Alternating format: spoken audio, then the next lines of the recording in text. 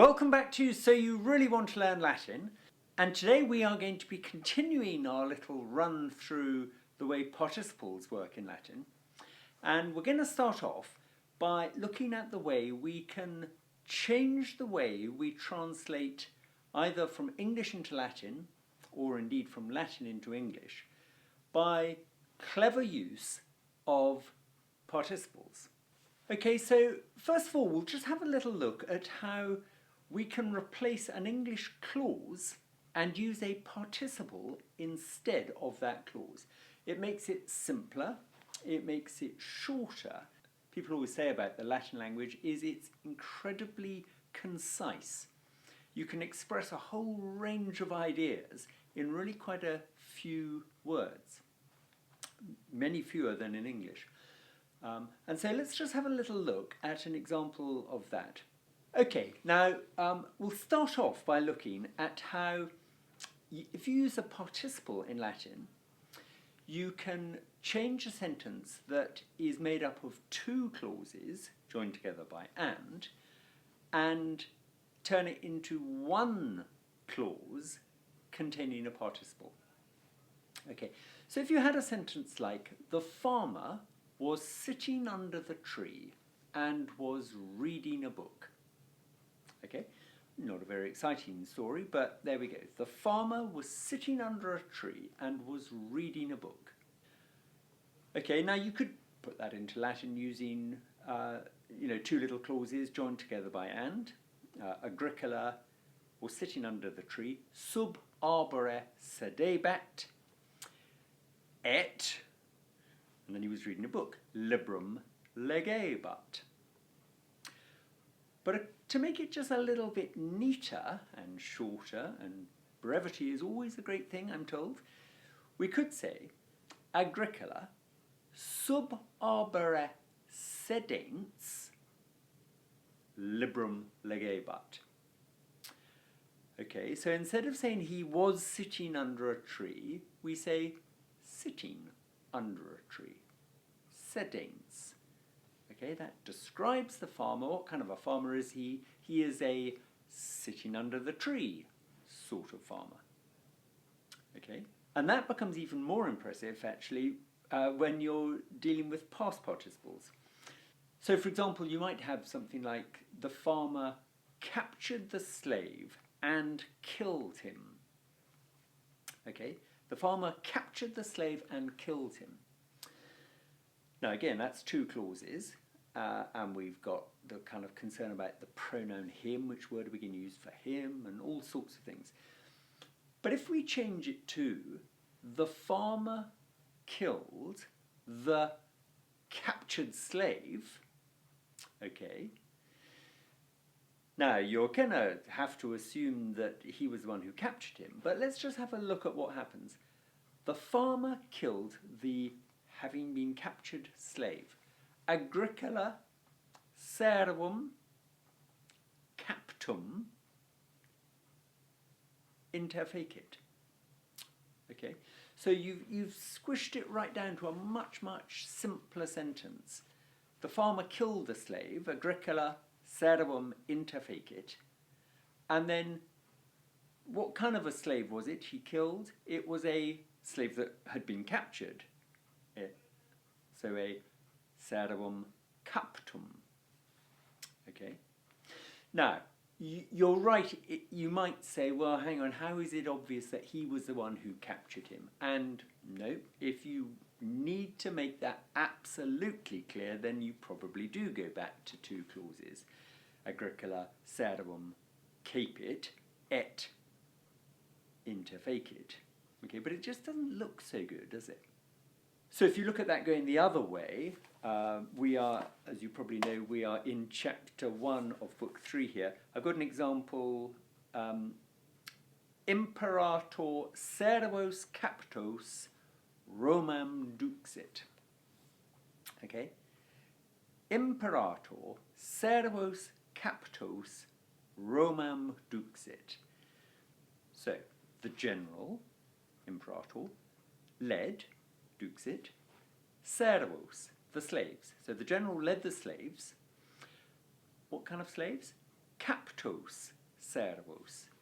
So the general led the captured slaves, Romam, to Rome. Okay, now you could kind of expand that a bit and say the general captured the slaves and led them to Rome.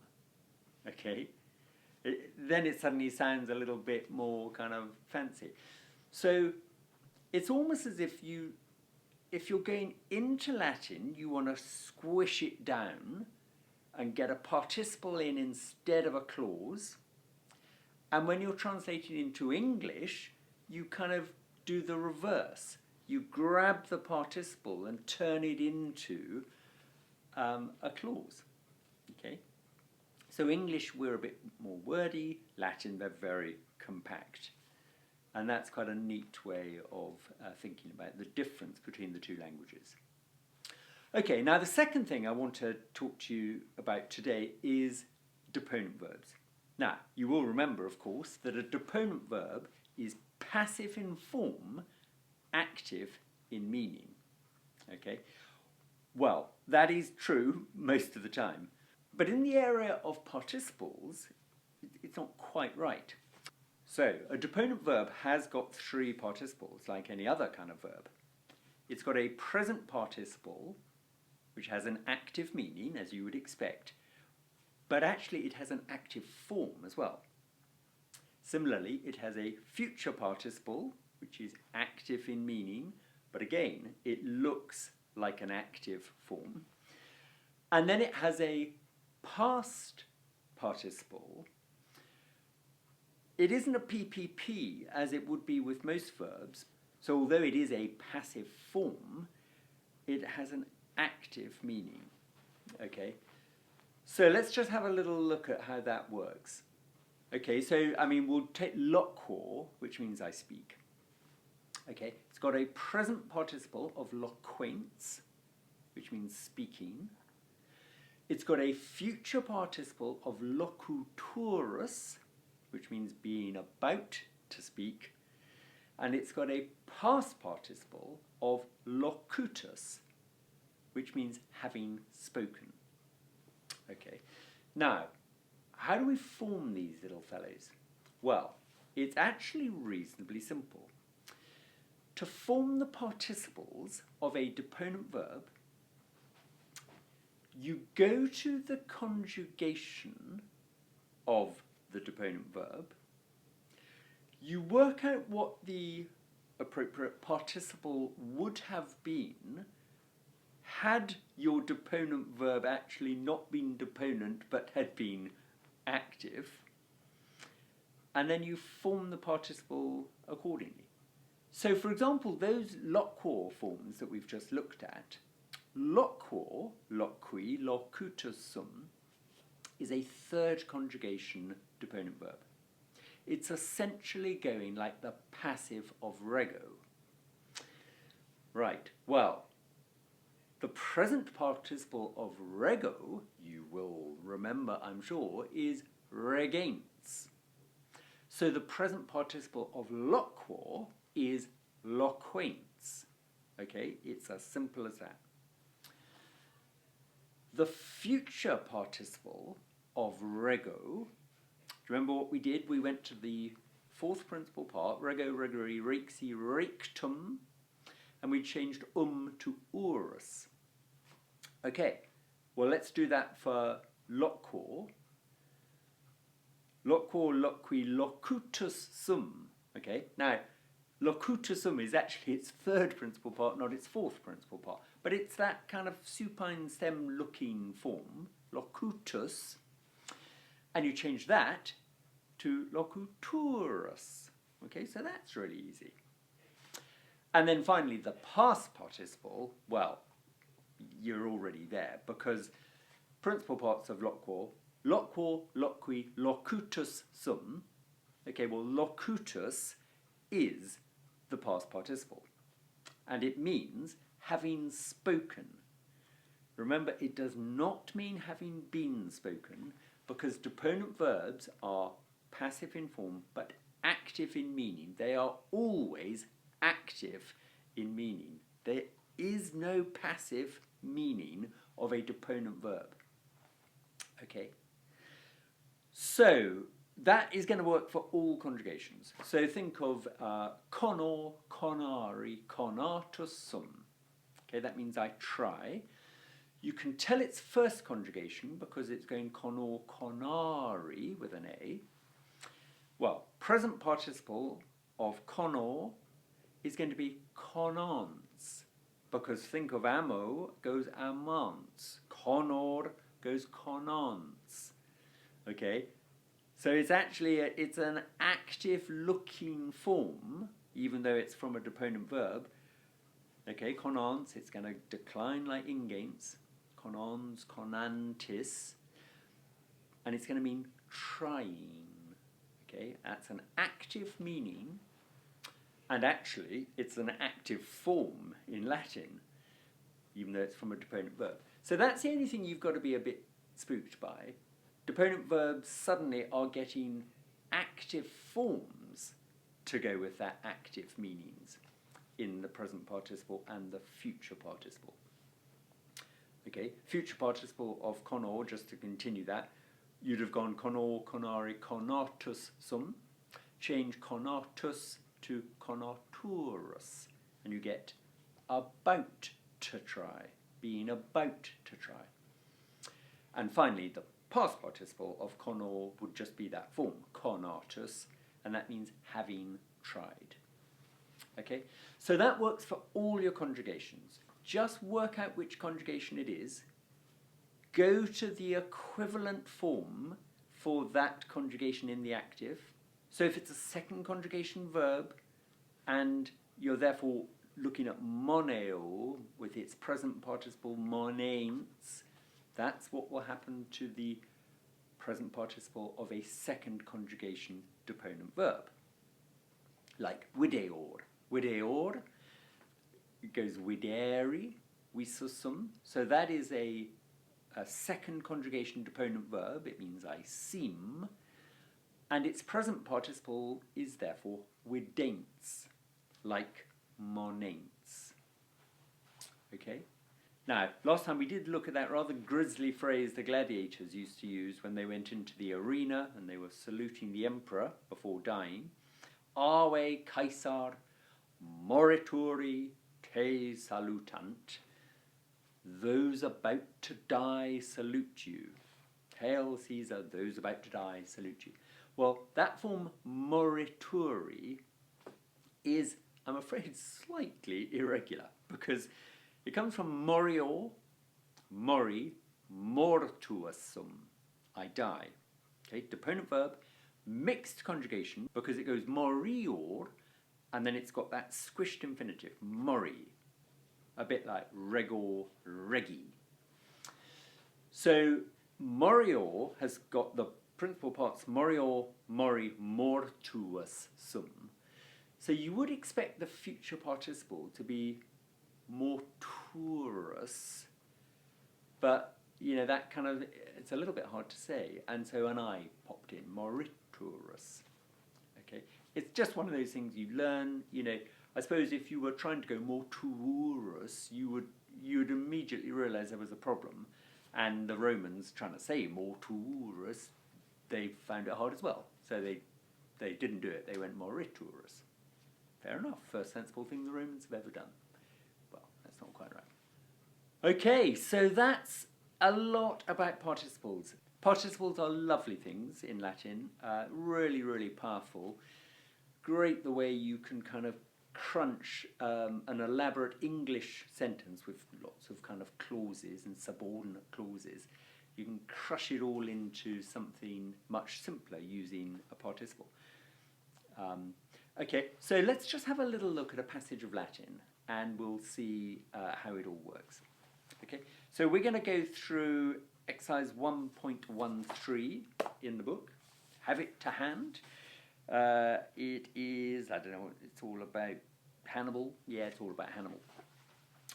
Punic War kind of stuff. Okay, so here we go.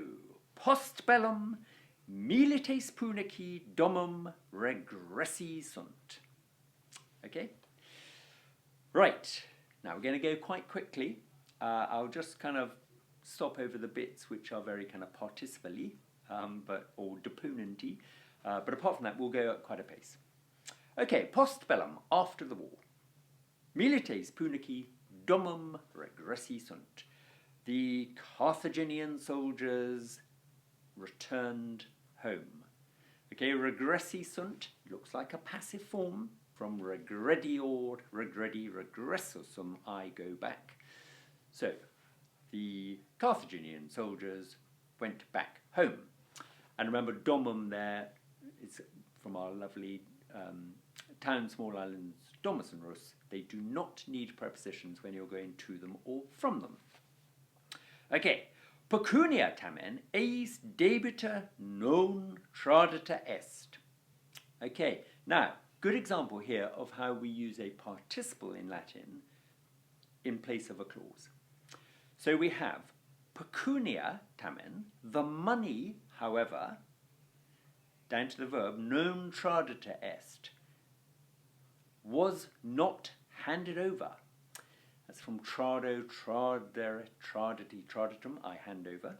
We get the word trade. Okay, so the money, however, was not handed over, eis, to them. And then there's a word we haven't done. We've got debita. Right, now, debeo, deberi, debui, debitum means I owe. We get the word a debt. Now, debita is therefore the past participle passive of debeo, and it's agreeing with pecunia. The money having been owed to them, eis, was not handed over. Okay? So, however, the money which had been owed to them was not handed over. Okay, on we go. Iratissimi igitur in urbem progressi sunt et, okay, so we'll do the first bit first. Iratissimi, very angry, therefore, in urbem progressi sunt. They advanced into the city. Progressi sunt is coming from progredior. Very angry, therefore, they advanced into the city. Now, I'm just going to stop there for 1 second to mention this habit the Romans have of using an adjective where we in English use an adverb. Okay? We would say, very angrily they went into the city. Whereas in Latin, they say, very angry they went into the city. Okay?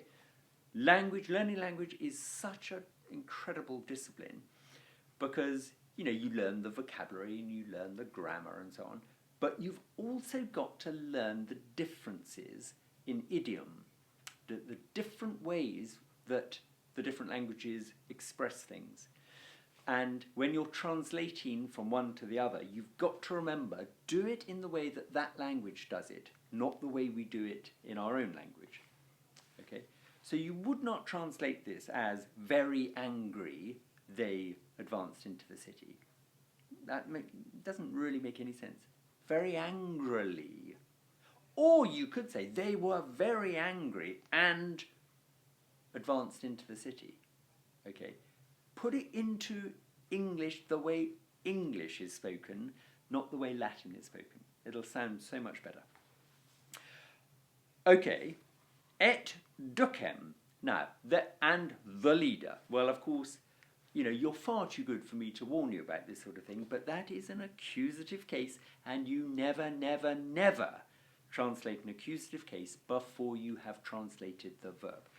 We don't know what this leader is doing, but something is being done to the leader. The leader is not doing anything. Okay, so let's go and find out what. Et ducem nomine Hanonem. Okay, well that's just telling us more about who this leader is.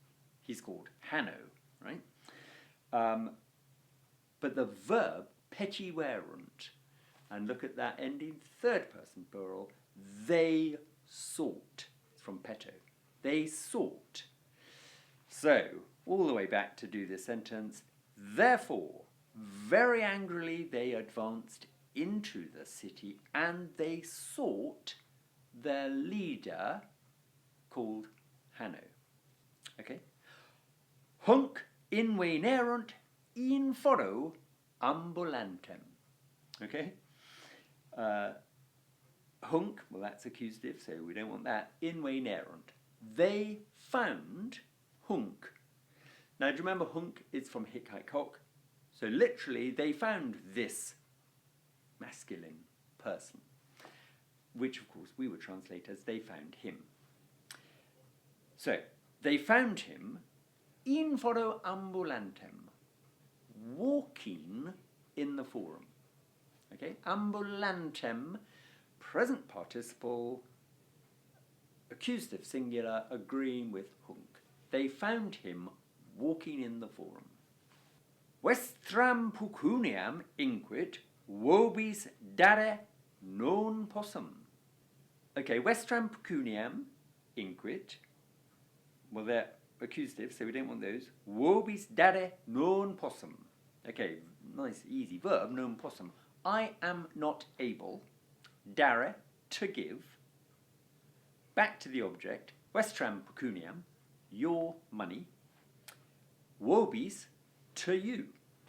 Okay, I'm not able to give your money to you, he said. Nos Romani vicerunt nec praedam ab eis capere potuimus. Okay, what does that mean? Now, nos looks as if it means we, and nos Romani looks very much as if it means we Romans, but that wouldn't make any sense because the person doing the talking is a Carthaginian general called Hanno. But if we didn't know that, we Romans, we would be looking for a verb in the first person plural. We Romans are, but no, because if you look, we've got nos Romani vicerunt. Okay, so the subject of that verb is third person plural. It is they, or a noun in the nominative plural. Now, although nos did look nominative pluralish, it, of course, could also be accusative plural. Okay? Remember, it's from nos, nos, nostrum, nobis, nobis. So it either means we or it means us. Romani, that is nominative plural. Indeed, kind of has to be nominative plural. So, the Romans have conquered, vicerunt, nos, us. The Romans have conquered us, nec praedam ab eis capere potuimus. Now, nec, remember, it means and not. So, the Romans have conquered us, and capere potuimus, we are able to capture. But it's and not we are able to capture. So, and we are not able to capture praedam, the booty. Praeda means a reward or booty. And we are not able to capture the booty ab eis from them. Okay, on we go. Alii milites irati sunt, semicolon, alii tamen in bellum iterum proficisci constituerunt. Okay, now obviously we're going to cut that into two little bits, but I just wanted to read it all because alii followed by alii is the way in Latin we say some people were doing this while others were doing that. Okay, so we have alii milites irati sunt. Some soldiers were angry. Others, however, okay, do you see alii, alii? I mean, literally it means other soldiers were angry, other soldiers, something else. But that wouldn't make sense. So we say some this and others that. Okay, some soldiers were angry. Others, tamen, however, in bellum iterum proficisci constituerunt. Others, however, constituerunt, decided, proficisci, to set out. Okay, from proficisco, proficisci, profectusum, I set out.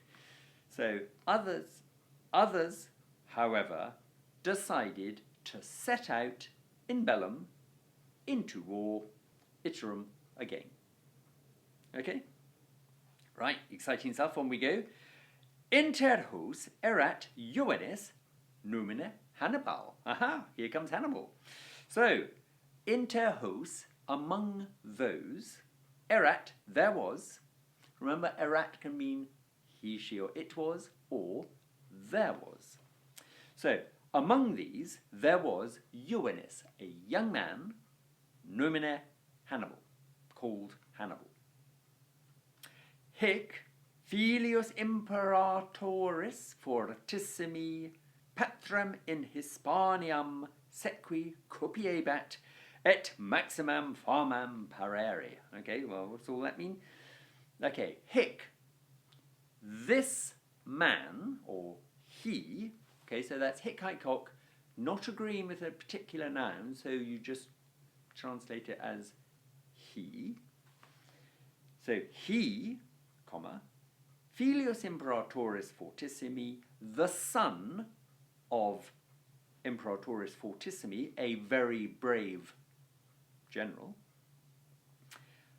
Patrem in Hispaniam sequi copiebat. Copiebat, wanted, sequi, to follow. Patrem, his father. In Hispaniam, into Spain. Et maximam famam parere. And parere, to gain maximum famam, very great fame. So he, the son of a very brave general, wanted to follow his father into Spain and to gain very great fame. Okay, so, you know, quite an elaborate slab of Latin there, quite a lot going on. Deponent verbs are now just part of our armoury. We're going to use them a lot. They're very, very common, actually. Participles we're going to use almost the whole time now, because we've learned that the Romans love using participles, where we in English use clauses. And, you know, the sky is the limit. Right now, next time we'll have a look at some compounds of sum, absum and adsum. Lovely little things. And we might even sneak in another little pronoun. I think this probably is our last. I mean, I do hope so. Quidam a certain. But until then, keep up the good work. Do subscribe to this channel if you haven't already. Drop me a comment in the box below if you have any problems. And I'll see you back here on this channel very soon.